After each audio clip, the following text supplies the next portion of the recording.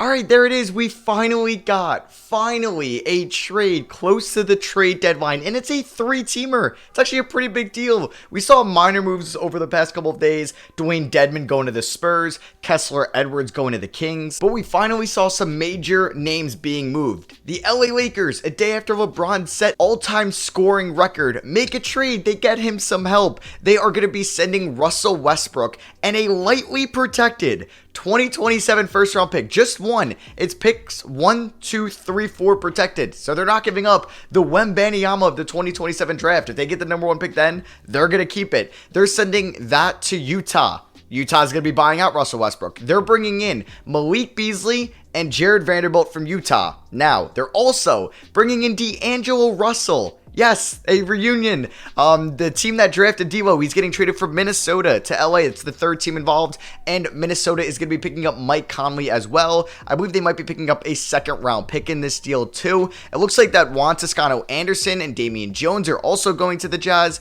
and Nickeil Alexander-Walker is going to the Timberwolves. It's a lot. So yeah, basically the main names are D'Angelo Russell, Jared Vanderbilt, and Malik Beasley. All going to the Lakers. Lakers pick up 3 new players. The Jazz are getting that 2027 top 4 protected Lakers pick and Russell Westbrook. Like I said, they're probably going to buy out Russ. And the Minnesota Timberwolves are getting Mike Conley in return. Those are the big names. Like I said, also Juan Toscano-Anderson and Damian Jones are going to the Jazz. They might finish out the season. They might get bought out. They might get waived. And Nickeil Alexander-Walker is going to the Timberwolves. So boom, we have a massive one. I'm so excited to talk about something because the past couple days, I'm like itching to talk, especially after the Kyrie deal. Nothing happened. I'm like, really? I gotta wait till trade deadline day to maybe talk about something, since it is Wednesday night here on the East Coast. It's already 9 o'clock, so you guys are going to be seeing this around like 9:30. And yeah, we're going to talk about this from each side of things. I know everyone's immediate reaction is, wow, the Lakers fleeced everybody, and what is Utah doing? What is Minnesota doing? I'm going to talk about my opinions on that as well. So we'll start off with the Lakers. Everybody wants to talk about the Lakers. Honestly,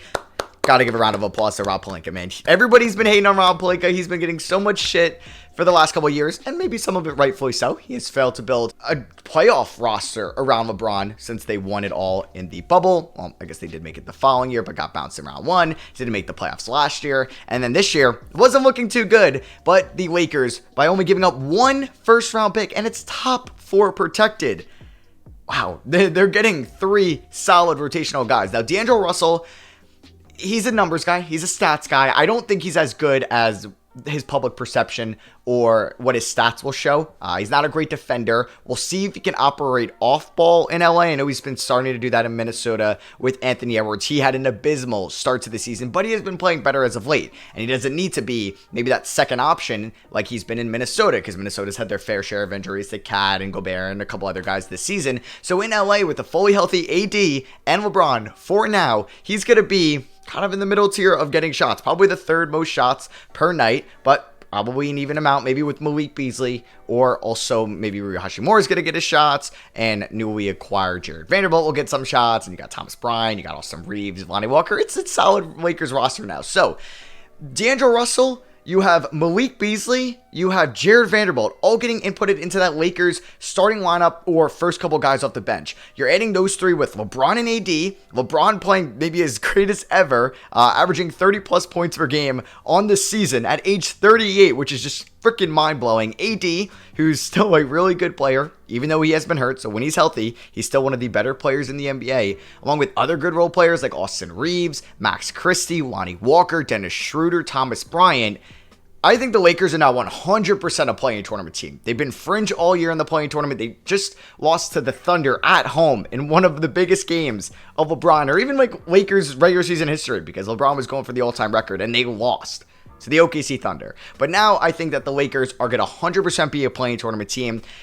And honestly, they could finish as a top 6 team in the West, especially if they make another move, because they only had to give up that 2027 first-round pick, and a player that I didn't mention, Patrick Beverley, also is making around $10-12 million, that they can use that and that first to maybe go out and get like a Gary Trent Jr. They can go out and maybe try to get like an Alex Caruso or try to get a Jakob Poeltl. It's honestly a job well done for the LA Lakers. I don't think any of these guys are like raise your ceiling enough where you're now an immediate finals contender, but you are now a playoff team in my eyes, LA. You're adding D'Lo, you're adding Malik Beasley, like one of my favorite players. I don't know if I might have said Mike Conley instead of his name before, and I apologize if I did, but Malik Beasley, good scorer. Now he can be inconsistent at times. I think Lakers fans are probably going to drive themselves crazy with Malik Beasley over these next couple of months, but he's going to have some insane scoring nights for you off the bench or either starting. Maybe LeBron's out, maybe AD's out as well, and he's somebody that can give you 30 points when you make him the number one option if he's on that night. Or he shoots 3 for 14 and you're like, all right, well, what's this guy doing? But yeah, he has a player option at the end of the year, I believe. So he can walk. Devo's a free agent at the end of the year, so you still have an open cap sheet for the summer, but I'm sure the Lakers, especially if they make the playoffs with these guys, are going to look to bring them back. Jared Vanderbilt, good big man, can get his rebounds, can run the floor, hustles. Lakers need those type of guys, and he's cheap next year. I think he's making around $4.5 million, so he's going to be in the Lakers 2024 plans. It's a massive 3-team deal, and I think the Lakers, on just kind of surface value, got the best end of the deal. I do agree on that as well. I think their floor gets higher. I think even their ceiling gets higher. We'll see if they're going to do another move with their 2029 first round pick. But as of now, you only gave up 1 first round pick and Russell Westbrook. Wants Toscano Anderson and Damian Jones as well. But yeah, mainly the only thing of value is that 2027 protected first round pick. And you got 3 rotational players, good rotational players to return in D'Lo, Beasley, and Vanderbilt. So honestly, great job from the Lakers. You get an A from me in this trade. Next up, let's talk about the Utah Jazz. So the Utah Jazz, you might be like, Matt, they got fleeced. And honestly, when I initially saw this tweet, or at least the rumor earlier in the day where it might just be 1 first round pick, I was like, what? Danny Ainge? He's not like this. He's not making a trade unless he's fleecing you. Now, yes, the Jazz only got 1 first round pick, and it's a protected one for Beasley, Conley, and Vanderbilt. But honestly, Beasley is a few months away from being a free agent, and he's not, I don't think he's really helped his value this season because he's been a little bit inefficient. Mike Conley is getting up there in age, also can be a free agent soon, and he's not getting really any better. So he wasn't netting, I think, a first round pick as well. I think those two had to be combined, and then Vanderbilt, I think, yeah, maybe another team that would have gave up a lower end first round picks, like maybe the Clippers or like the Knicks or just like a random team like that, like the Miami Heat. If they had the matching salary to get it done and the picks, they would have gave up like their first round pick this year and their first round pick in 2025. But I think that the Lakers were giving up 1 in the future. It could be bad then. Maybe the Jazz weren't getting anything else. Like maybe they didn't want like a pick in the 20s in this year's draft. They had plenty of other picks coming up from Minnesota and they have that Philly Brooklyn pick, and then they have that those Cavs picks as well. So they didn't really need any picks in these drafts. So that's why they did that. They're also going to have $60+ million for the future, like in the offseason, I believe, in cap space. So they couldn't go out and sign somebody there. They could re-sign Jordan Clarkson, as well as they also freed up a bunch of playing time for their young guys. Like Markkanen's going to continue being the number 1. Walker Kessler is going to get more minutes. O'Shea Agbaji and Colin Sexton, I just tweeted about these guys needing more minutes. They're going to get more minutes in the Utah Jazz lineup. So I'm very happy for that. They can they can win, they can lose for the rest of the year. They just want to see these young guys improve. That's why the Jazz did this deal. So it would have been kind of worse for them if they didn't move these 3 guys. And maybe Vanderbilt had to be included, maybe only to take 1 first round pick. Hey, that might be worth it if you could see more out of O'Shea Agbaji and Colin Sexton and see them getting 10+ shots a night for the remaining year. Like they're playing with house money at this point. Like people thought that they were going to be a bottom 5 team in the NBA. They've exceeded expectations. They're going into the All-Star break, hosting it with an All-Star on their team in Larry Markkanen that nobody was expecting.